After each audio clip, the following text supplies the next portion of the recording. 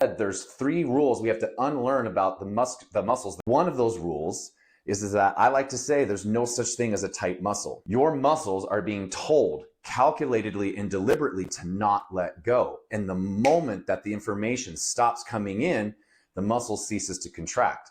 We see this every single day, day in and day out on the treatment table. And it's also the exact same concept.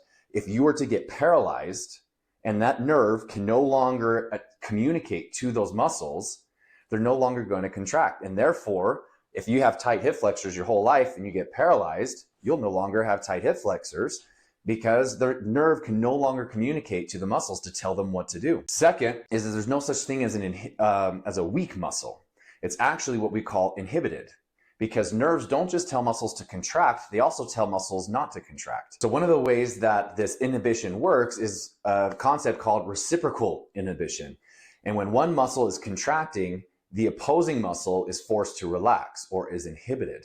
Now, when this muscle can't let go due to a calculated decision by the nervous system, this muscle continues to be inhibited. And the most common one can either be your pec and your rhomboids or your hip flexors and your glutes.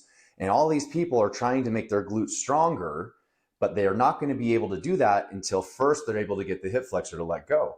And the hip flexor isn't just tight for fun, it's calculated. There's information coming in that says, hey, hip flexor, don't let go. And until you fix where that irritation is coming from, that cycle will continue to happen regardless of the exercises that you're doing. Now, the third thing we have to unlearn is that there's no such thing as muscle memory. There's actually nothing in your muscle that thinks, stores, or processes information. And the way we explain this is that if I stick my hand on a hot stove, even if I've done it 100 times, that next time that I stick my hand on a hot stove, those sensory nerves have to travel all the way up the arm to the spinal cord. When they're at the spinal cord, it goes to tell the brain, and it can synapse with the motor nerve to come all the way back down the arm to tell the muscles what to do. They never get to make a decision on their own. Regardless of however many times I burn my hand, it still is that same physiological process of the nerve having to come in to tell the brain and spinal cord what's going on, and only then is a decision made.